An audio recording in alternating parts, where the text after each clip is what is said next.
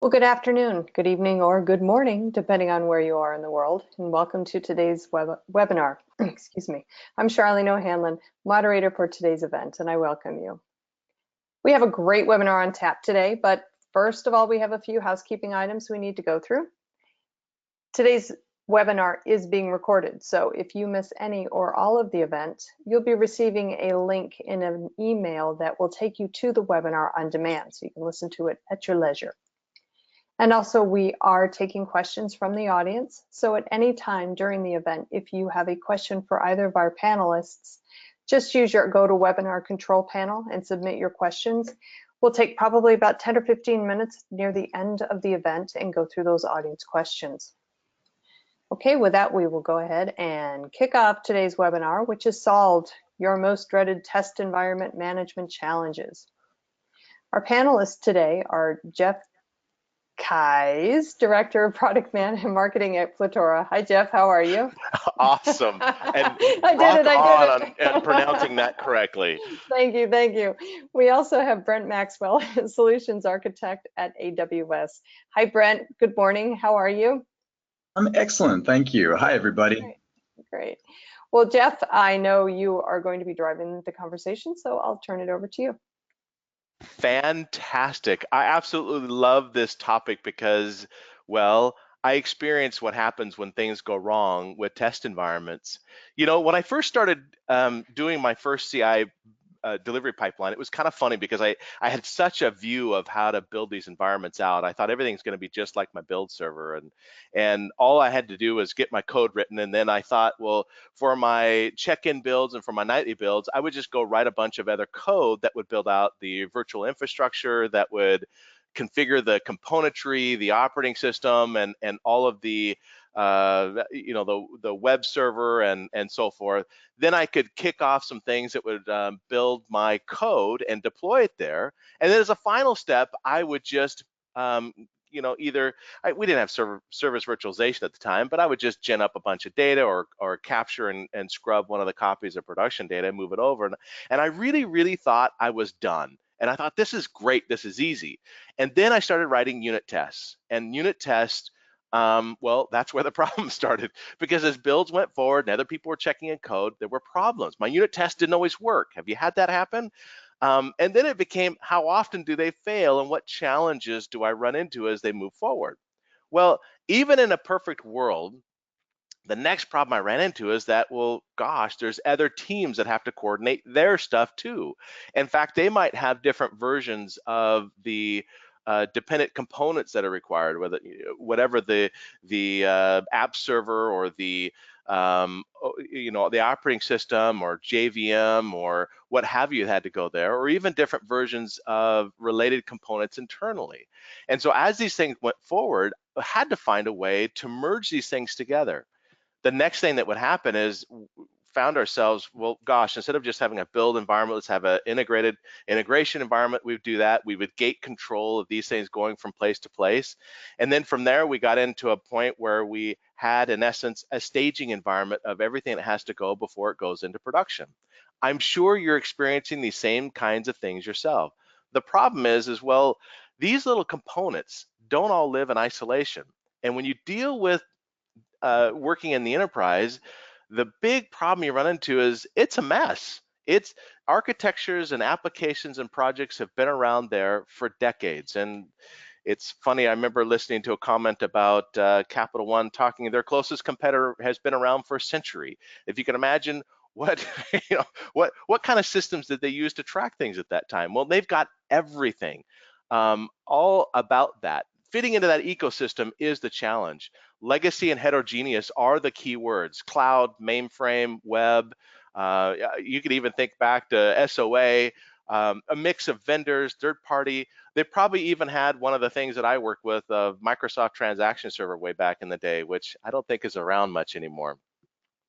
So the challenge is these components have to all intermix, and that means the environments themselves aren't going to be just readily available, turn them on, turn them off, because there's a lot more to it, and especially as I start mixing in data into the mix. Well, it brings us into a really interesting concept that I first read about from a person named Randy Bias. And the idea is that when you look at environments, you've got two types. You've got pets, these things that are your, you nurture them, you take care of them, and you've got cattle. You've got lots of them, you use them, and you throw them away when you're done. The problem is that pets, they're a permanent fixture in your environment. They take days, weeks. I've talked to customers where it's more than a month, even up to 2 months, to actually create and manage an environment from one project team to the next, especially as you get down that delivery pipeline towards the end where you're dealing with a staging environment or a performance lab or security lab, where these things really require a lot of stuff. And the cattle type environment, these are easy. These aren't the ones that require a lot of, you just got to get it all written down, infrastructure as code, get your build and your data all set, and it can a lot easier to be stateless and transient. As Randy said, cattle, you shoot them when you're done. Pets, you nurture them back to life and keep them always in good health. The challenge with this kind of mixed environment is that you're probably dealing with both of these types of environments in your delivery pipeline, and you have to manage and navigate between them. So what does this mean?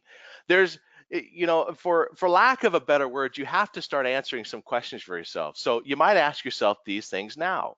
How do you actually deal with environments and making sure that you have an environment available for use for every delivery pipeline, so that not only for your build, but all the way through when you're going to have a release that coordinates these different builds together? How do you make sure they're there? What do you do if multiple people are needing that same environment at the same time? Do you know if they can actually coexist? How do you provision? And who provisions? How do you keep track of it? What actually is provisioned there? How many of you have a spreadsheet right now that has a list of environments where these, where you've got current current allocation, here's the schedule that it's for and how long it's needed for? Well, what are you going to do as soon as one team that's working on it has to slide their project by a little bit? And that then takes you to the next step of, well, how do you communicate that? How do you notify people when there's outages? A lot of problems that it deals with. So there's pain here. That's the so what. That pain is a big challenge. When environments are unstable or unreliable, it gives you unreliable results with your testing efforts.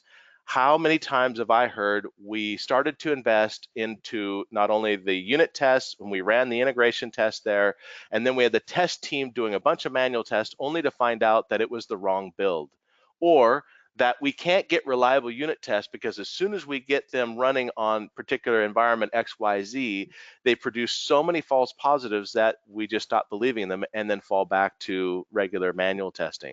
That's not the point. That's a pain point, but that's not the root cause. Or worse is that those environments are just unavailable. You've got two high priority projects and they're conflicting, or the environment has downtime because it hasn't been managed. It hasn't been taken care of and maintained, so now you're having outages that are unplanned. And on top of it, the worst pain in the rear is, how do you keep everybody in touch with who's going where and how to request these things?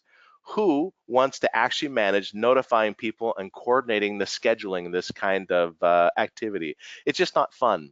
The root cause of these things is an actual simple problem. It's about management.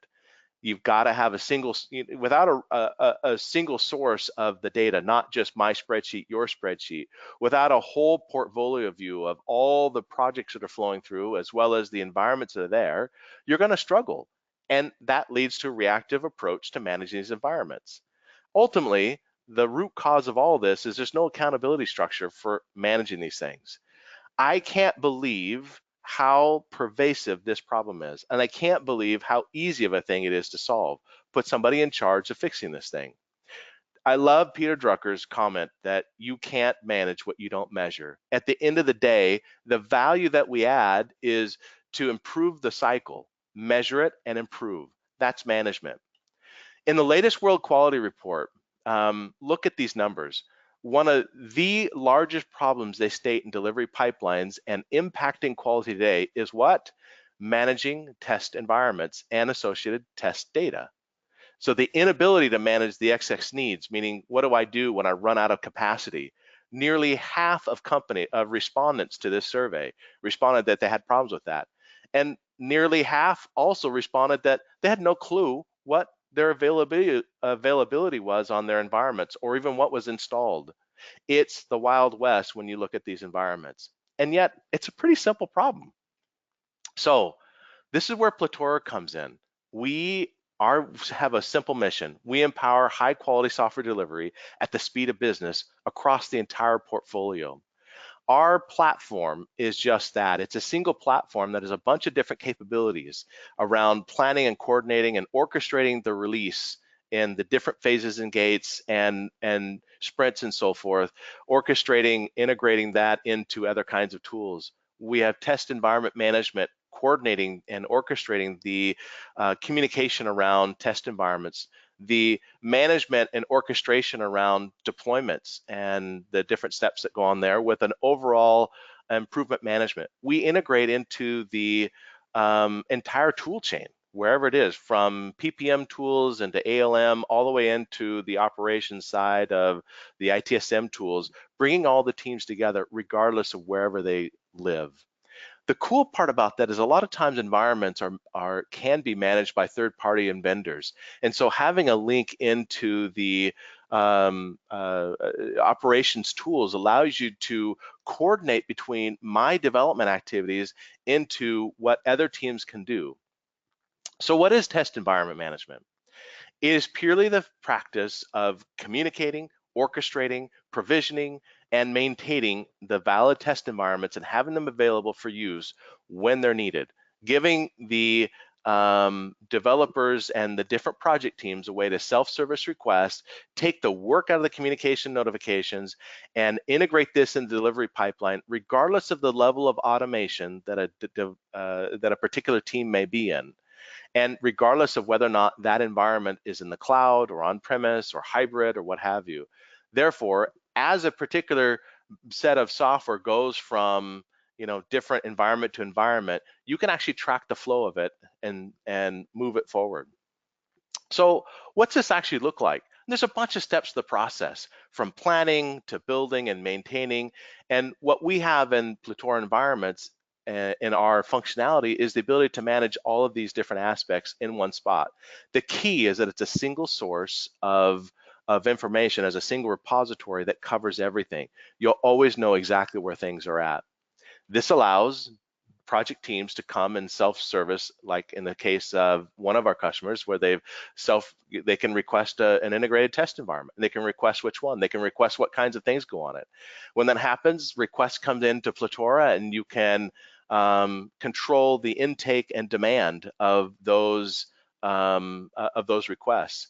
That gives you the ability to get into scheduling and allocating these different environments as they go. You can even block out periods of time where they are unavailable, where you can perform system maintenance and all sorts of things. As a centralized team, where you can hand to a centralized team where they can just manage these environments and take care of exactly what needs to go there. Identifying environment conflicts is what's cool. When you have multiple teams that are requesting conflicting environments, you can see those just spotlight right up. Those things that are requests that haven't been approved, you just click on them and approve them and done. This then takes care of all the communications out to people, as well as there's integrations into actually make the builds themselves so that it'll kick off the right componentry, kick off the configurations, spin up, spin down, whatever environments are needed that are virtual or cloud, and really take that burden off of you. Where they're slow running, you have the opportunity to do a lot more. So all this gives you the chance to then take a higher look and look at the incoming demand as requests, because as people request environments against releases, you can start to look at what the demand is over time and start to predict things that are happening. This gives you some opportunities to not just react to the incoming request, but you can start to say, well, gosh, I see that I've got a fairly big release. They're going to have all sorts of independent components. I recognize that there's going to be a conflict, meaning multiple projects are going to require the same kind of environment. How am I going to react to that? Well, if you have some time to react, you have some choices. You certainly could try to go build out physical environments, or you have the option of going to the cloud. So where these things link in is that when you're going to kick off a change request that actually provisions and configures an environment from wherever its previous state is to a current state, there's integrations into products like Jenkins or Code Pipeline from AWS that you can actually kick off builds, kick off configurations, kick off whatever infrastructure changes, kick off automated sets of test data, or they can be handled manually wherever you're at. It doesn't really matter. You have a way of integrating these things together into one spot. So that then gives you the ability to have a complete audit and history. Audit of the configuration and the history of what's there, looking at what components link where, what systems link to which system, given that a single environment is likely made up of multiple physical servers, multiple virtual servers, could be cloud, could be hybrid, it doesn't really matter. You can bring them all together and keep a history of what all has changed. This is particularly important when you're dealing with pets, when you've got to manage these things, so you can start to move them forward in their architecture. So all this is back to simple reporting over supply and demand. As you look at what's happening as well, you can look at the speed of implementation of the different projects as they go forward. What a simple way to add more velocity into your delivery pipelines by just not being reactive, but proactive to your test environments. So one of the coolest parts about the Plutora environment management solution is that it has a deep integration with the CI tool. And that gives you the ability to look inside and see current versions, see when they're deployed, as well as give release managers and QA managers the ability to interact with it, not just see what's there. So I could take some delivery pipeline that I arbitrarily just define as this is the view and the filter of the different environments that I would like to see, and it has a list of the different components and projects that I have on it. And what I can see there is every single environment and every single component that's on that environment. But it doesn't stop there. I can actually drill in to, let's say I want to take a particular project that's a component like the integration monitor. I can then get more details about what's there. Here were the changes. Here were the requirements that were pushed from it. And that gives me ability to then do the next step of saying, well, what if I want to go ahead and kick off another build, run another configuration because it's been updated? I can do that in any state along the delivery pipeline. And all that is available from the continuous delivery pipeline available in Plutora environments itself. This enables anybody to have a deeper reach, regardless of knowing exactly where each Jenkins or AWS, you don't have to know where all those environments are where all the CI environments are, and know the specifics and the right parameters of things to kick off. It's all just configured once, and then as you need new builds, you can move them forward. How often have you run into the state where you're wondering what's been deployed on any particular environment? What do I need to do to get a new build out? I just found a bug. Developer said he fixed it. I've got to get it onto my integration environment to fix it. Well, here's a simple answer. You don't have to wait for anybody. Once it's checked in, you can go see that there's a combination of things, kick off a build. You can integrate your own projects here, as your own components here as well, to where you could have a set of automated smoke, BBTs or smoke tests that you could put on top of it as well. And then as a tester, you can take a look and make sure that everything's set up before you actually get started with any test activities that go forward. So all this is just a simple solution that's so much easier to use than trying to manage and track this on top of spreadsheets and managing the communications yourself. And this is about what Plutora does. But we've got a lot of good track record, but that's not really the end of the story. I mean, at the end of the day, the goal is to move forward these physical environments into more and more having them be from pets to having them be cattle. How do you make that happen? And not only that, but what if I just know I'm going to need more elastic capacity? What if I'm about to re-architect and I know I'm going to go from my current legacy architecture into more of a container approach? Or I might have ailing infrastructure and I need to move off of because I need reliable test environments. If I want fast provisioning and I need to know that I can provision these things on the, in a really big infrastructure.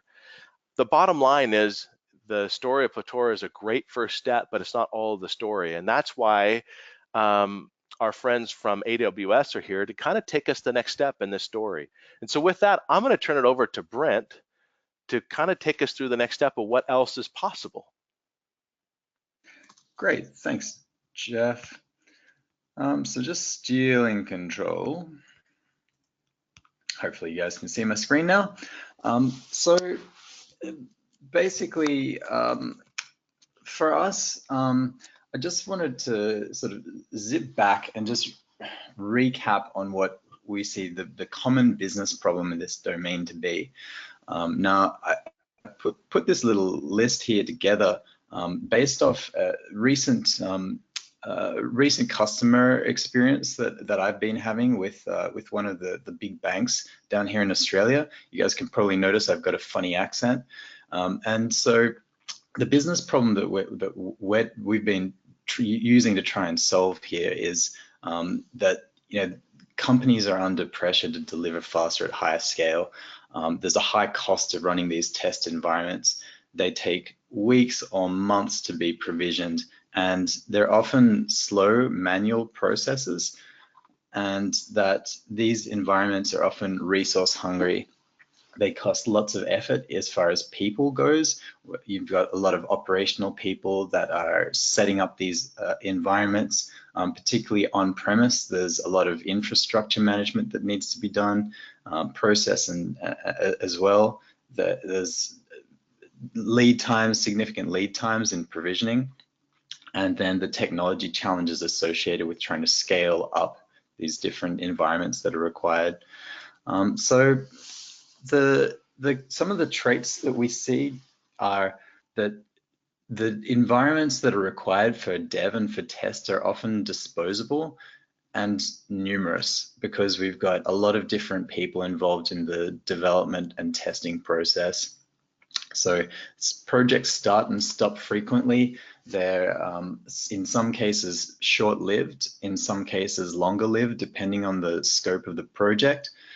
These are not always required for a particularly long time though, and commonly testing will be done through different phases, and there'll be gaps between those phases a lot of the time.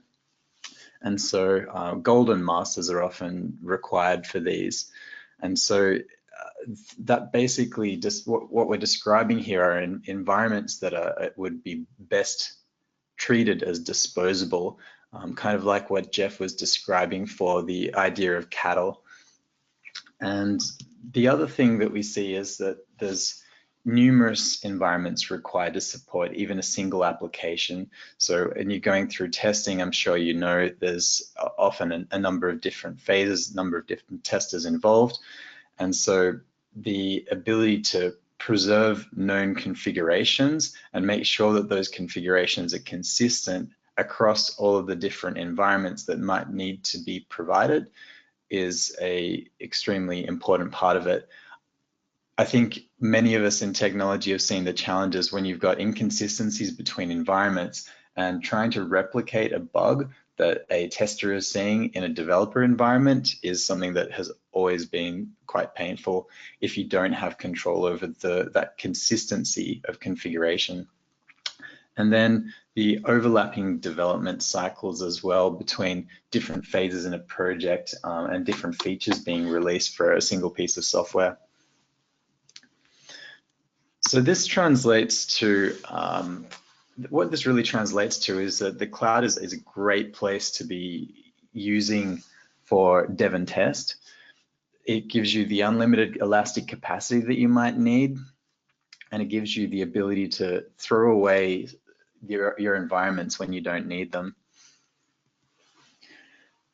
It also means that you can preserve these environments and you can preserve the state of something at any point in time for future reference. So if a tester wants to maintain the state so that they can replicate something downstream, you can still throw away the compute part of environment, which is often the most expensive part, and just keep the storage. You can keep like the disk, for example. Now, connecting between your on-prem environment and the cloud can be done securely, and that is this is something that I think new customers are often unclear on. People see the cloud as being something that you have to connect to over the internet, and that just isn't the case. There's a number of different ways that you can connect, including private links as well. And when you do that, you can see here that we've got on the top left, we've got potentially going out to the internet.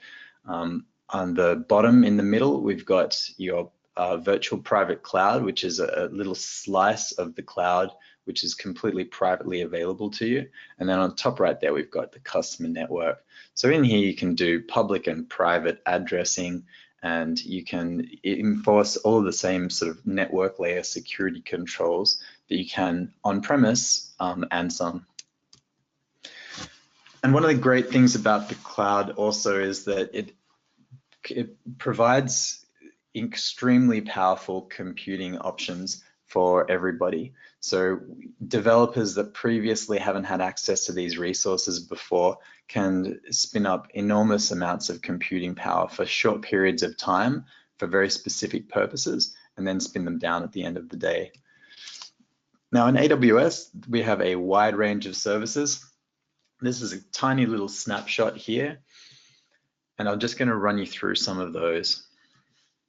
So in the compute space, we've got Amazon EC2. This is our elastic cloud compute service. And this is widely used, and these are basically just virtual servers in the cloud. There's a bunch of different options for pricing, but the important thing to know is that these are the instances that you can spin up. You can deploy your test software on or your application on to test, and then you can spin it down. And we've got a wide range of servers available for all different workload types. So if you've got something that's particularly compute heavy, you can choose a server for that. If you've got something that requires graphical processing, we've got servers for that. We've got a large number of instances and family types. Elastic load balancing is what allows you to spin those EC2 instances up and then distribute traffic across them. Now these are natively highly available. So when you spin up an ELB in AWS, you don't need to do anything creative to make sure that that's redundant. So if any element of that goes down in the background, the ELB service natively supports that. So you have a huge amount of assurance that you're not going to have any, if there was any problems with your ELB, it will continue functioning across all of your servers.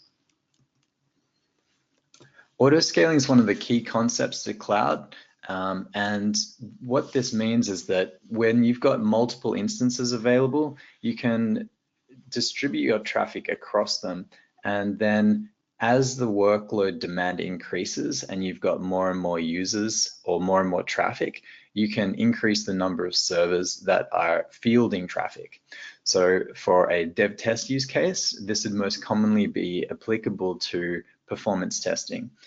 So if you've got a performance tester that is hitting your server, your application really hard, they're trying to simulate huge user volumes, then you can test that the auto scaling can spin up more EC2 instances, and that the load balancer will quickly adapt to start pushing traffic to those instances. And this is what gives you that elastic capacity. The other cool thing about auto scaling is that it supports scaling back down as well. So you can reduce the number of instances and save costs once the workload traffic slows down. S3 is our simple storage service that allows you to put file objects in the cloud in a secure fashion. So this is one of the Amazon's first services that was particularly widely popular, and one of the originating services that has sort of taken the cloud to where it is today.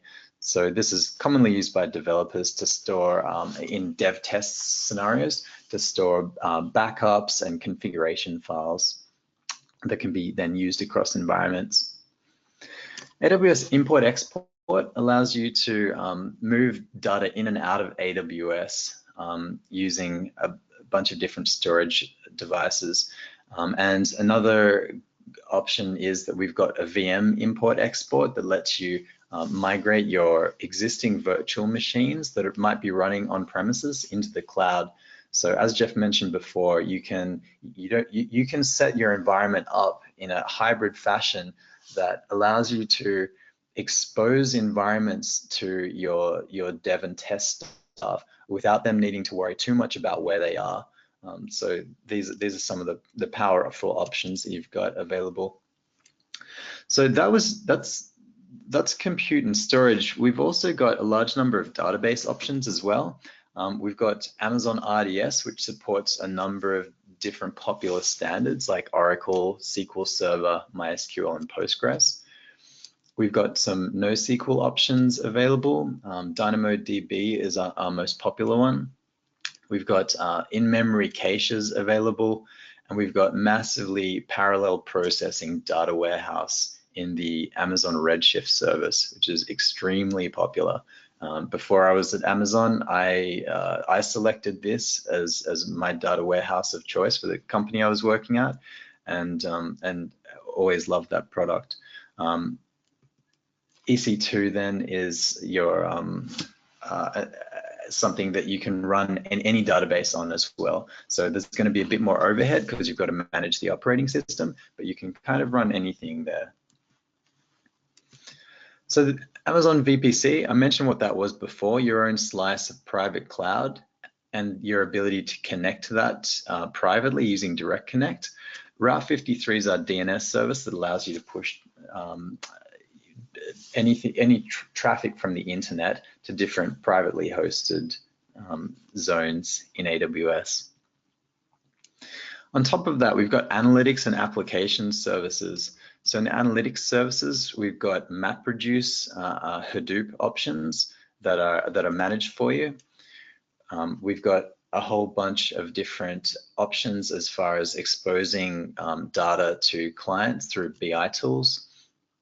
And then we've got a lot of different services available that can help you do real-time event streaming and log processing as well in high-speed fashion. We've also got a bunch of options with regards to security and management.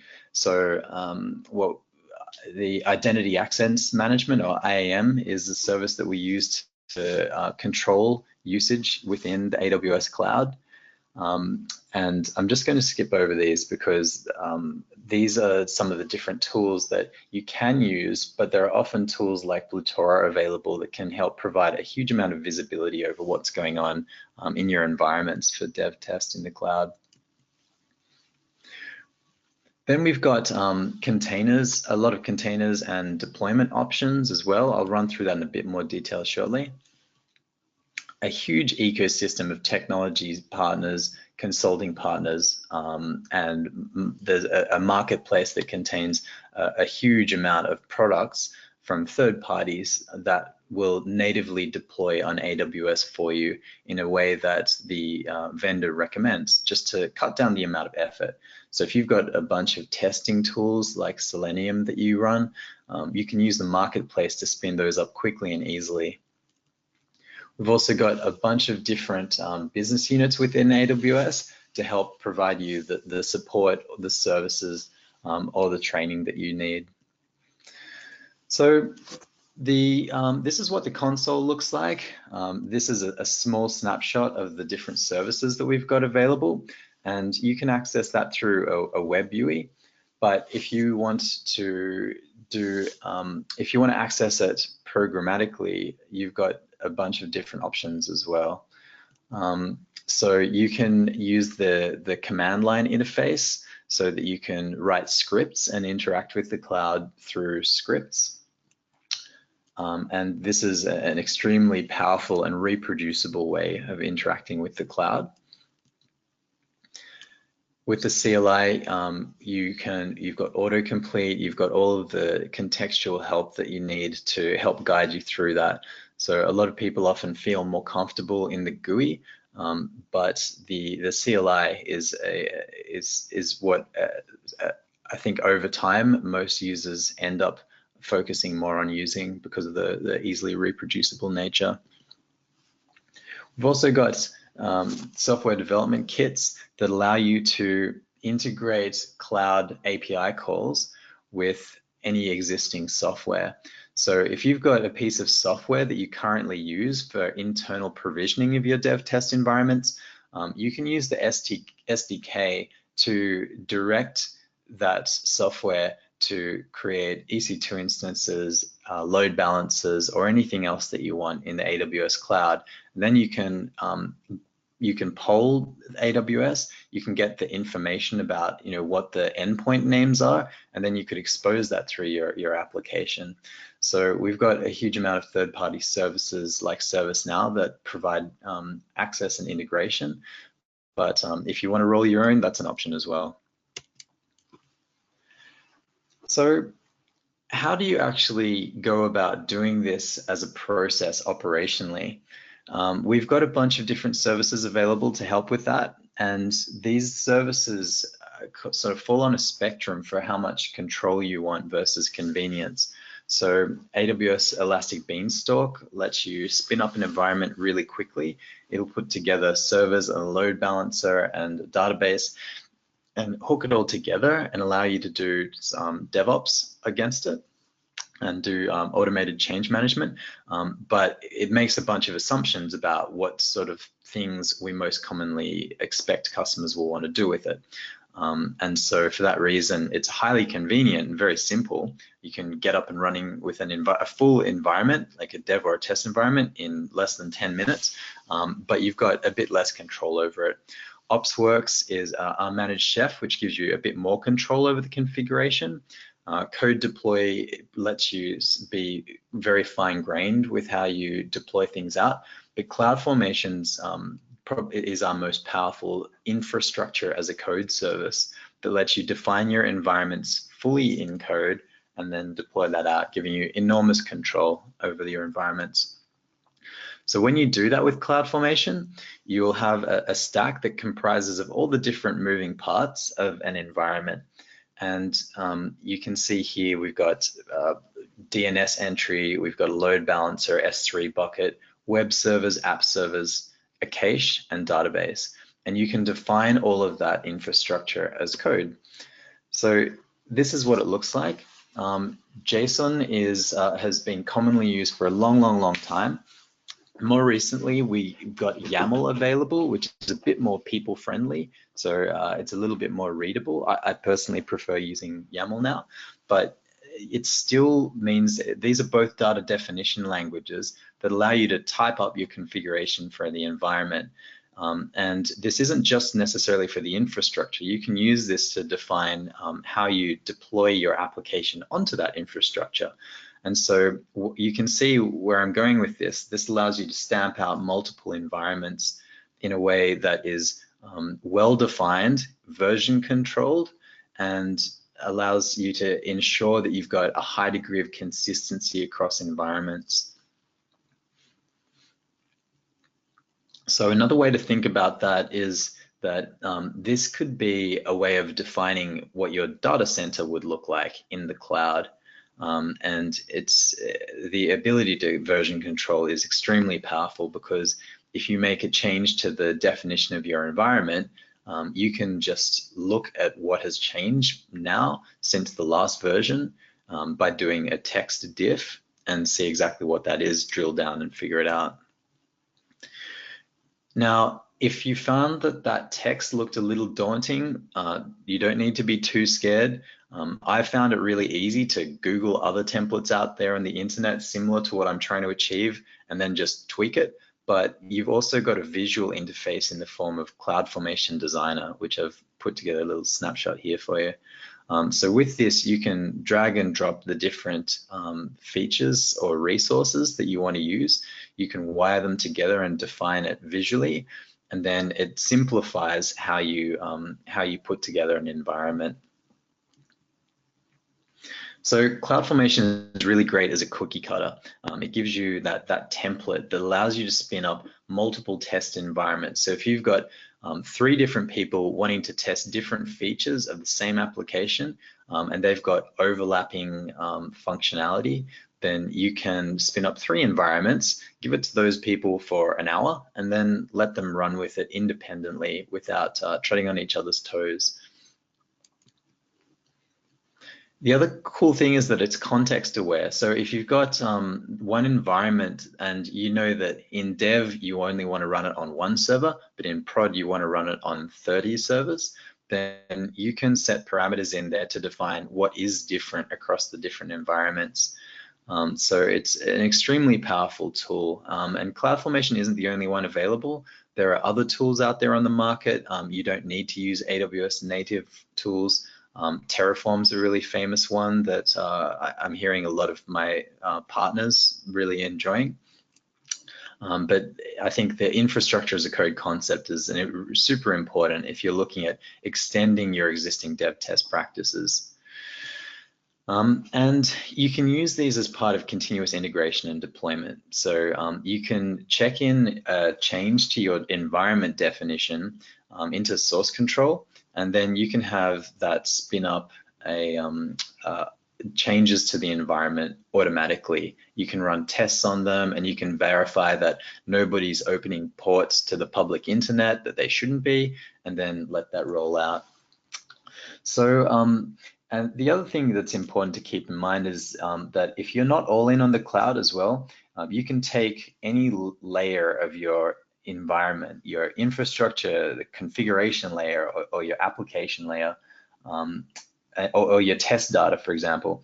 And if you're performing manual steps in any of these stages, then you want something to help coordinate the resources and have visibility and control over these different parts of the environment. So that's where tools like Plutora come in particularly handy. So I'll just hand back over to Jeff. We can open up now for questions and answers. So if you guys have anything that you'd like to ask, then feel free to hit us up. I'm very happy to help out with that now. We've gotten some great questions in so far, but there is time. If you have a question for either of our panelists, please go ahead and use your control panel and submit your questions, and we will get to as many as we can before the top of the hour. So the first question, does Plutora manage microservices? Well, that's a great question. You know, managing the microservice directly is not what we do. Managing the microservice clients and the environments that they live on, that's the bread and butter. The point is to have a durable, repeatable, available environment that we're confident is going to be available when I need to start deploying my different microservices out to it. And Plutora doesn't, we're not the infrastructure for that. We're the management tool on top of that that allows you to schedule that. You know, if you've got a set of servers and so forth where you've got you know, Docker installed and you've got data that goes with that, and you're going to call, you know, put that together, and that's your environment, you're still going to have to do some kind of scheduling around that and managing that it's available. You know, alternatively, you could also make that available for you know, use on AWS. I hope, just to interject one other point here, I hope everybody has come away with 2 big points. And the first one being, man, if I have a bunch of environments and I don't know who's responsible for them and I'm not sure what to do with them, that you think to yourself, boy, I don't, you know, we should really get out of the world of spending time and effort focusing on the management of those things. Just hand it off to a cloud-based tool like Plutora for the management. And get out of the world of the communication and so forth. And the second point is, you know, if you're really kind of frustrated with conflicts or dealing with the operational side of trying to figure out, how do I get more storage? How to get more compute? How do I expand this environment? It might be time to invest a little bit of time into transitioning that to the cloud. And I hope you come away convinced that whatever your environment, whatever your security requirements, that you can get there with AWS.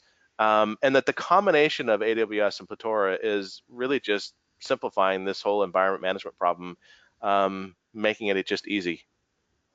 All right then. Yeah, hopefully they came away with that as well. So Brent, there's a follow-up question for you that is kind of on the same lines, which is, what about AWS and Kubernetes? Yeah, I saw that. Thanks, Yazan. We get asked this all the time these days, and there's a clear answer, which is that the majority of the world's Kubernetes clusters that are running in production are running on AWS today. So we already have a huge amount of Kubernetes workloads on AWS. Now, historically, what we didn't have was a managed service available for that. And we announced that late last year. And recently, the Elastic Container Service for Kubernetes went into general availability. So it's not available in all regions, but in some of the US regions, EKS is available, which is a Kubernetes managed service.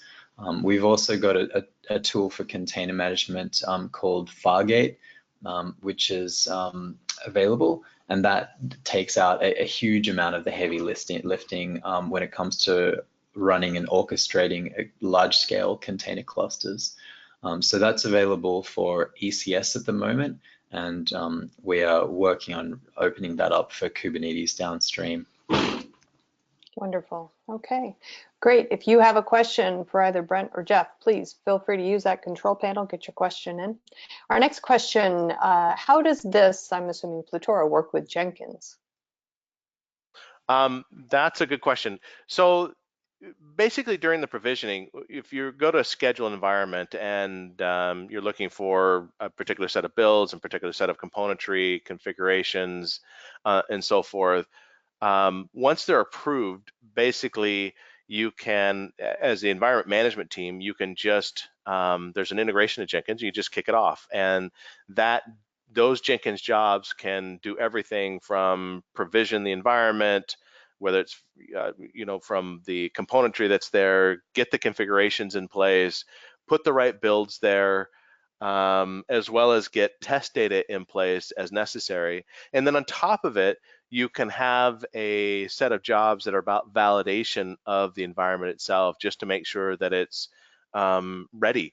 Maybe there's a set of build verification tests that are already automated that are set there ready to run, and those just get kicked off, and at the end you're pretty confident that your environment is valid and ready for whatever the next step is in its use. So that's how it works. And whether you're using Jenkins or AWS Code Pipeline, it doesn't matter. Okay, excuse me. Okay, let's see. Next question is another containers question. With containers, do we still need 10 test environments as we did in the past? So I'd say you define your test environment around your application boundaries. So if you've got, if you're using containers, you're probably doing microservices. And I saw there was another question from Yazan earlier about, how you map environments to microservices. And the answer is no, you don't need a test environment per microservice. You need a test environment that allows you to functionally test some part of your application, and that will commonly transcend single microservices. So for example, you might have 20 microservices, and for some particular functional testing, you need 4 of those to work. And you'd spin up a single environment that had those 4 containers. They might each be, those 4 microservices, and they may be in their own containers. Yeah, how you go about deploying that though commonly, when you're setting up your DevOps pipeline, there would be a lot of complexity in trying to build scaffolding that allows you to pick and choose which microservices are included in a deployment. So most people that I've seen just deploy all the application microservices together. So a single test environment would have, in that case, 20 containers for the 20 different microservices, or something along those lines. Hopefully that answers your question. Just Okay. one other Mhm. comment on that from my end. Sure. A lot of times, you know, as I mentioned from the beginning, you'll get one team that's doing a containerized or microservices type architecture in that application, and the problem lies once it has to integrate into the rest of the ecosystem of applications. And typically there's a whether it's an integration or a user acceptance test or a staging environment where, you know, you're still going to have a set of things that are, you know, coordinated as that thing goes through the frankly the delivery pipeline. And so you have to look at, well, it's not just about getting that integrated and built into that one, but how do I make sure I have that kind of thing so I can replicate it as it goes along from stage to stage all the way into production. All right, great. So we have a little less than 10 minutes before the top of the hour, so there's still time for questions. So if you have one, go ahead and get it on in, and we'll hopefully get to it before the end of the hour. Our next question, how is licensed software, such as, say, Fusion, handled when spinning up new environments? Brent, I'll let you take that one. Yeah, Yeah. no problem. I'd say that that depends on the licensing for each individual software. So sometimes some software licenses will require a license per software, which means that there would be a theoretical cap on the number of environments that you could spin up in parallel. But it depends. So if you've got seat-based, then if you've got 5 seats available, then you can spin up 5 parallel environments. Sometimes the licensing is core based, which means that theoretically you'd need to calculate the number of cores that you'd have. So it's kind of a bit of a case by case basis there. There are quite a lot of vendors as well that will allow you to use it for test environments free of charge. So in those situations, you know, the marketplace is commonly used to just you know, just provision those out as needed and not worry. And it's just production that needs to be considered there. Okay. Yeah, and one more comment on that. That's a great question too.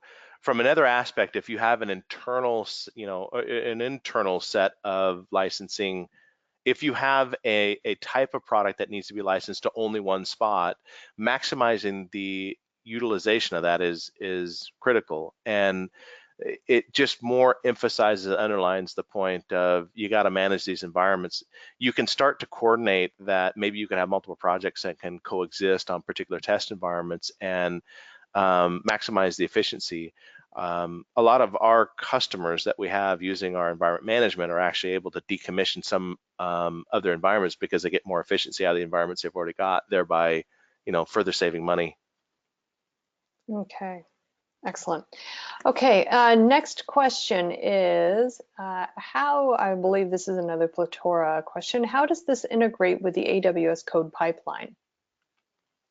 Yeah, I think we answered that. It's, you know, code pipeline is another one of the AWS tools that you know, is great, and we integrate that in the same way as Jenkins. So when you look at the continuous delivery pipeline feature that I showed earlier, you know, we'll help you reach out and pull data back. All right. Excellent. Okay, great. Looks like that is all of the questions that we have that have come in. So I guess I'm going to give you guys about 5 minutes back to your day. Thank you to everybody who did submit questions. We appreciate it a whole lot. And Jeff and Brent, thank you both for such a great webinar. I know I got a lot out of it, and I'm sure the audience did as well. I do want to remind the audience that today's event has been recorded, so if you missed any or all of it, you will be receiving a link via email, follow-up email after the event, and you should be able to access the webinar on demand. The webinar also is going to live on the devops.com website. So if you can't find the link or can't access the link or whatever, just know that you can go to devops.com, click on the webinars section on the website, and you should be able to find it there in the on-demand section. We also have a lot of other webinars, both upcoming and on demand. So take a look at them and see if maybe there's one or two that pique your interest. Okay, once again, Jeff Keyes and Brent Maxwell. Perfect. Thank you both. Perfect. Thank you both for joining me today. I really do appreciate it. And I'm Charlene O'Hanlon, and I'm signing off. Have a great day, everybody. Bye, everybody. Bye.